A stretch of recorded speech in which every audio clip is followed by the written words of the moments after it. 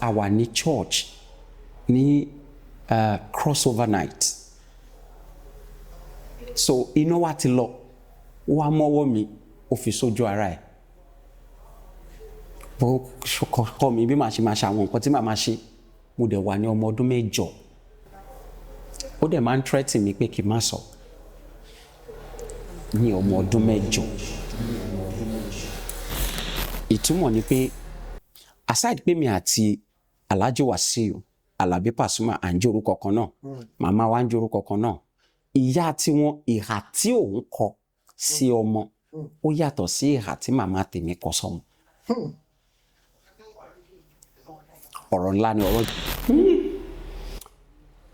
nǹkan yìí tó yẹ pé tí mo bá rántí ó máa ń mo ti outgrow ẹ̀ náà but inú mi ò ń dùn òun ni torí pé bàbá mi àti màmá mi mo gbọ́njú mọ́ wọn pé wọn ò jọ sí ni so growing up yẹn ojú mi rí màbò.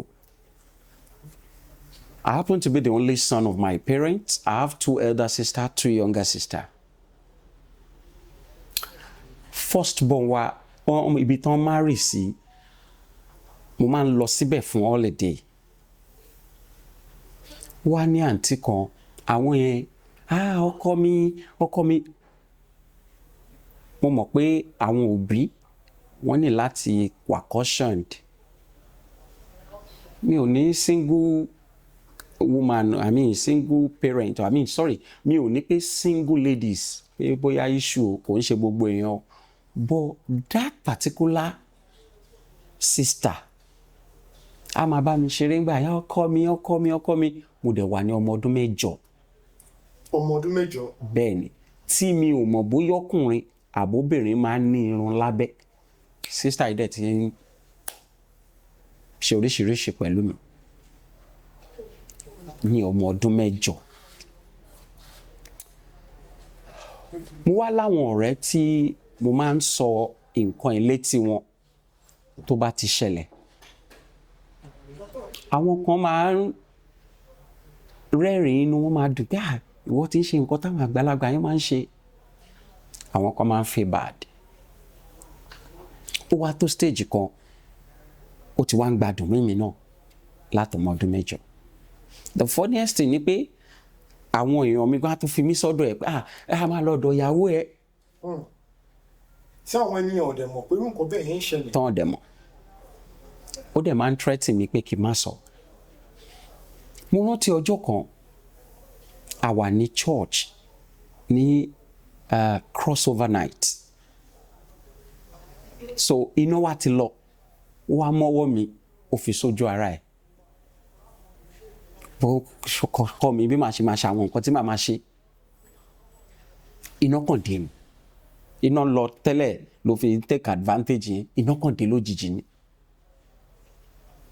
mo rántí ọjọ́ yẹn mo rántí ọjọ́ ọ̀yà ká lọ oríṣiríṣi bẹ́ẹ̀ yẹn so the pain tó wà ń bẹ̀ ni pé tí ìyá àti bàbá tán bá ní issue ọmọ ló máa ń forí fá oríṣiríṣi mo kàn lè gba àwọn èèyàn nímọ̀ràn pé kán gbìyànjú kán má jẹ́ kí marriage wọn kó túká tó bá dẹ̀ túká kán gbìyànjú kán tọ́jú àwọn ọmọ wọn dáadáa ó máa ń jẹ́ nǹkan tó yẹ pé tí mo bá rántí inú mi ò kí ń dùn ó wá yá sísítà yẹn tó wá ní ọ̀rẹ́ kan tó tún sọ fún so ọ̀rẹ́ yẹn náà take advantage of me sísítà tàkọ́kọ́ èmi ò mọ̀ pé ó máa ń ṣèfù ni then èmi ò mọ̀ bóyá ọkùnrin àbóbìnrin máa ń nírun ní private part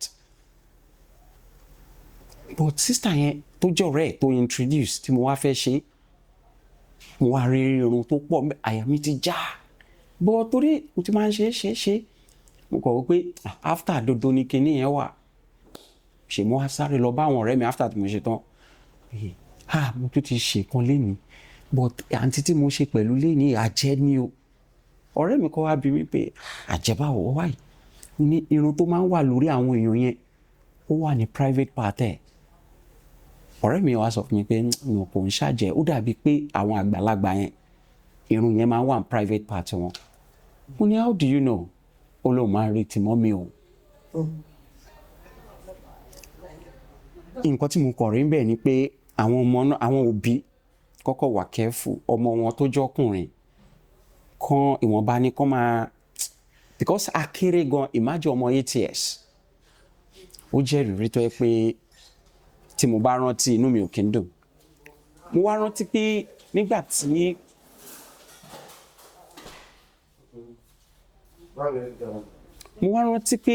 nígbà tí mo ti dàgbà everything ti ṣe a wá fẹ́ ṣe party kan everybody wá sister yẹn náà wá ó tún wá fẹ́ máa fẹ́ máa gbé ọwọ́ yẹn wá. I was like ṣé ẹ wà okay ṣá. So ó jẹ́ nǹkan tó yẹ pé tí mo bá rántí inú mi ò kí ń dùn. So kókó ọ̀rọ̀ ni pé káwọn òbí kó máa take care àwọn ọmọ wọn. Ẹ ṣeun gan-an, ẹ ṣé sà. Bàbá, ọ̀rọ̀ ńlá ni ẹ bá wa sọ yẹn tí mo dẹ̀ rí pé àwọn ènìyàn tí wọ́n bá wo àwọn nǹkan wọ̀nyí wọ́n ju ẹ̀kọ́ nǹkan àbí méjì wọ́n á rí ń bẹ̀. Púpọ̀ gbogbo nǹkan tí ó ń ṣẹlẹ̀ sí àwọn ọmọ púpọ̀ ọwọ́ òbí ló wà. Ní kúkúrú èdè kí àwọn òbí kan mẹ́sọ̀ ní pé tó bá dé pé bí àwọ̀ àti bá wà láàrin ọkọ bàbá àti ìyá kọ́ mọ bí wọ́n ṣe máa parí ẹ̀ tí wọ́n á dé pé ó máa kan àwọn ọmọ. Bàbá lẹ́yìn gbogbo àwọn nǹkan wọ̀nyí tí ẹ ti wá bá wa sọ tí ó bá dé pé ẹ ti ẹ̀ ṣeré orí ìtàgé iṣẹ́ ò gbogbo lẹ̀ bá máa ṣe lọ́wọ́lọ́wọ́ báyìí. Mo gbàgbé láti sọ before now mo máa ń ta mọ́tò Mr Rolland Motors ìgbà tó ṣe àbùn tó ń ta electronics náà Mr Rolland Motors and Electronics. So I'm coming back to my business. Mo ṣe ń padà bọ̀ wá sórí Yes. ṣeun lọ. Bàbá torí àkókò mo rí pé ọ̀pọ̀lọpọ̀ àwọn ènìyàn wọ́n máa ń ní passion àgàgà yìí tí ẹ̀ ń ṣeré orí ìtàgé yìí ẹ máa ń ní passion fún àwọn tó ń kọ fújì tí mo dẹ̀ rí pé àtẹni tó ń kọ fújì àtẹni tó ń ṣeré orí ìtàgé mo rí pé ìbáṣepọ̀ yín ó dán mọ́. Bàbá ìjẹ́ yìí máa ń gbọ́ fújì music. Ọmọ Yorùbá àtàtà ni mí o máa ń gbọ́ fújì dáadáa. Fújì. Bàbá nínú àwọn tí wọ́n kọ fújì ǹjẹ́ ní èèyàn tí ẹ láìkì orin ẹ̀ tí ẹ fẹ́ràn jù? Nǹkan tó ṣẹlẹ̀ ni pé gbogbo wọn pátápátá náà ni mo fẹ́ràn. Ní tó kọ̀ ṣẹlẹ̀ ni pé mo fẹ́ràn Pusuma gan. Ìdí ni pé orúkọ kan náà ni gbogbo orúkọ tó ń jẹ́ àtẹ̀tẹ̀ mi ń jẹ́. Àbófọ̀ orúkọ kan náà ni màmá ẹ̀ àti màmá mi ń jẹ́. Bàbá ìwọ́n tẹ̀ sọ yóò yé mi sà. Yes. Ìwọ̀n tó jẹ́ kí n láìkẹ́ gan jù nìyẹn. Ẹ̀ ń jẹ́ Jíbọ́lá. Bẹ́ẹ̀ni. Ẹ̀ ń jẹ́ Wàsíù. Bẹ́ẹ̀ni. Mò ń jẹ́ Àlàbí. Orúkọ kan náà dẹ̀ ni ìyá wa náà ń jẹ́. Bàbá ṣé ẹ tán mọ́ Àlájì? No. Àtàn rárá o.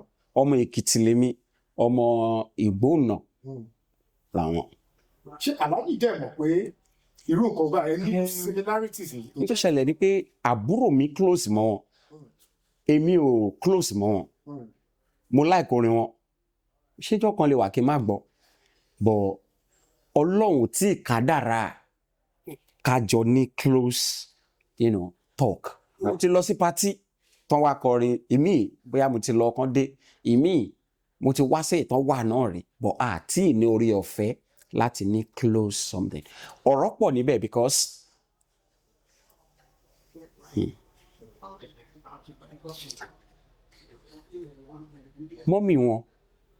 mọ́mì tèmi àwọn méjèèjì wá dàbí opposite word and opposite.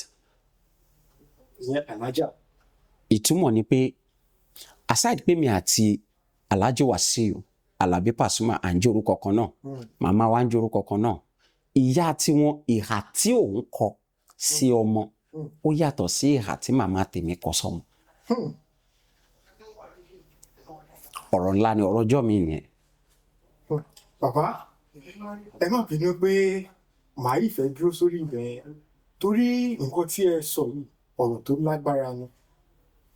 Bàbá bó tiẹ̀ ju bóyá kẹ́kọ̀ọ́ ra sọ díẹ̀ torí nǹkan yìí màá tún fẹ́ tọ̀ yín wá torí àwọn olólùfẹ́ yín wọ́n máa fẹ́ bèèrè pé nǹkan tẹ́ sọ yìí bàbá ẹ bá wa là á ẹ má fọ ọ̀rọ̀ sáwọ́ ara ẹ̀ sẹ́yìn.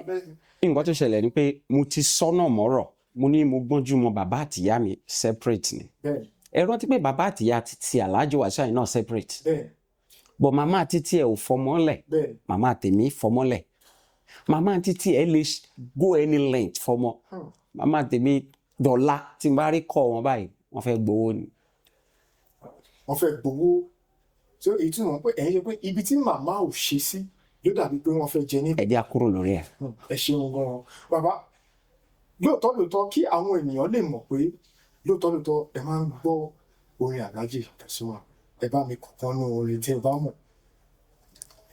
ẹ ṣe olóòtú òun tọrọ rẹ lọ́wọ́ olókun ṣọtì ṣòre fọ́mọ olókun o òun tọrọ rẹ lọ́wọ́ lọ́sà ṣọtì ṣòre fọ́mọ lọ́sà rí o Àjíbọ́lá orí mi má gbà bọ̀dé o ẹlẹ́dà mi má gbà bọ̀dé o kémi má fẹsẹ̀ kọ wa mi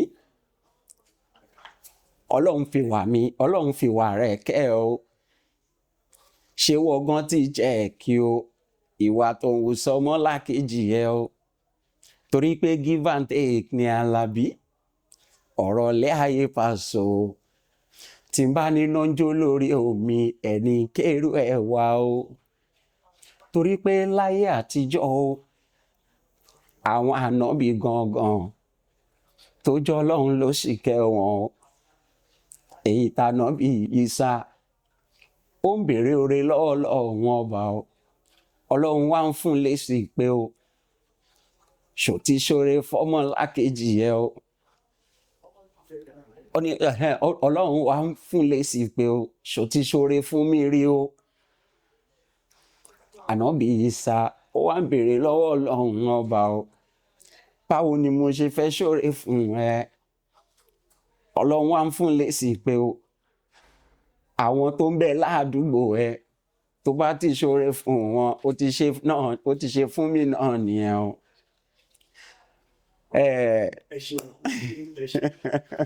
bó ti ẹ ti bá a pọ̀ ẹ ti fi hàn pé lóòótọ́ èèyàn bá wà sí ní bàbá kí tó dé pé mo yọ̀ǹda yín ìbéèrè tó ṣe parí gbogbo ẹ̀ bàbá mi mọ̀ torí látìgbà tèmi ti rí yín mo ti rí àwọn àpẹẹrẹ kọ̀ọ̀kan tó pé ó súnmọ́ ẹ̀yin àti bàbá wa actor Lánìyàn bàbá mo ti rí àwọn kankan tó ń jẹ tí mo dẹ̀ mú oṣù ṣe ń sọ̀rọ̀ mo rí àwọn nǹkan yẹn lára yín bàbá ìjẹ́ àwọn èèyàn ti sọ fún yín pé bí bàbá yìí bí èyí tó bàbá tí mo máa ń rí bàbá tó wà discipline tó gbàgbà ni wọ́n ǹjẹ́ àwọn èèyàn ti bá yín sọ ṣe jẹ bẹ́ẹ̀. ṣe rí àwọn actor méjì kan wà tó yẹ pé personally mo fi wọ́n ṣe mentor ẹni àkọ́kọ́ Akin Louis ẹnì kejì Anta Laniyan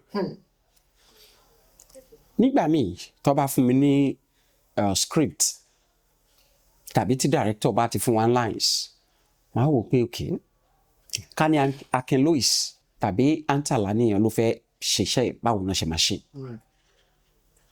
but secret mi gangan ẹ jẹ́ n sọ fún yín tó bá pè mí síbì kan màá kọ́kọ́ wò pé ṣáwọn méjèèjì máa lọ bẹ̀ ṣá tó bá ti ní lọ àwọn nǹkan. Personally especially Akin Louis ẹnì kejì náà ní Anta Laniyan kò sí nǹkan tẹ́ fẹ́ ṣe kò ṣe pé mi ò láì pátí kò ṣe pé kinní o but tẹ́ bá pè mí sí nǹkan kan máa gbé wò Anta Laniyan máa ṣe ṣá Akin Louis máa ṣe irú nǹkan yìí tó àwọn méjèèjì yẹn ò bá ti ní ṣe I will not do it. títí di wákàtí ọ̀rọ̀. dọ́là. ẹ ṣeun gan bàbá kí tó máa yọ̀ǹda yín ǹjẹ́ ní sinimá kankan tẹ́ ẹ̀ ń pòpọ̀ àbí tẹ́ ẹ ti jù síta tí ẹ fẹ́ kí àwọn olólùfẹ́ yín kí wọ́n lọ wò àti níbo ni kí wọ́n ti lọ wò.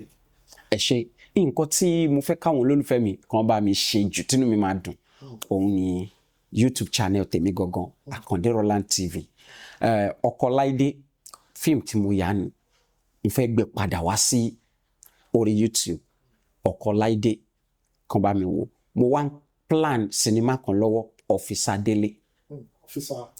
Délé yes so kàn máa expect Officer Délé then Ọkọláìdé ó máa padà wá sórí Mr Rolland TV kàn bá mi wò. ẹ ṣeun gan. Thank you very much, sir.